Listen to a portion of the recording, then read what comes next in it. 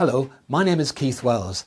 I finished a career within education as the head teacher of a high school in Merseyside some 10 years ago to set up a personal development company helping people of all ages, of all backgrounds, to identify and achieve what it is that they want in a way that doesn't damage them. And over the next few minutes, I'd like to give you an idea of the type of enrichment talks that I can deliver to passengers. I guess now that over the years I've worked with thousands of people in 4 continents of the world, and yet I've never met an ordinary person.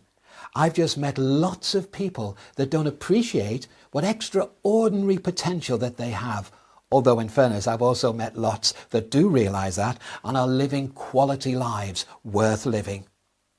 It's perhaps worth noting that several of the presentations I deliver can be given as one-offs or can also be expanded into programs of several standalone and yet interlinked talks with supporting materials available for those who want them.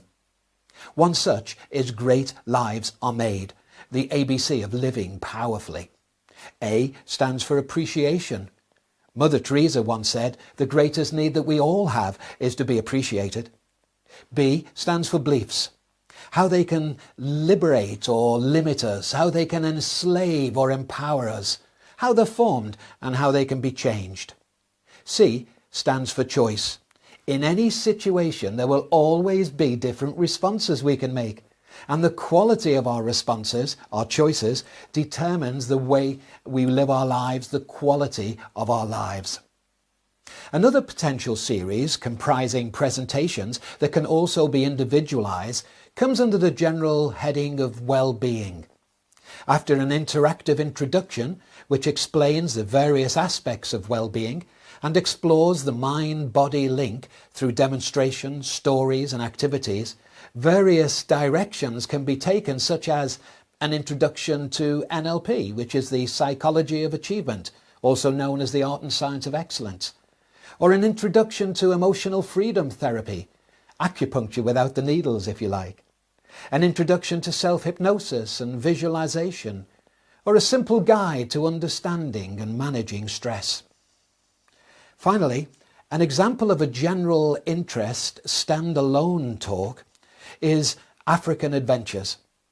How, from building a school in a shanty town in Tanzania to climbing the world's highest freestanding mountain, I learned so many lessons and reminders about life and living from the people I met, many of whom have become friends.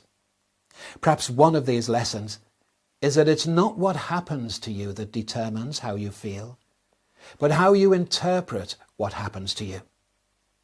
2 men looked out of prison bars. One saw mud, the other stars.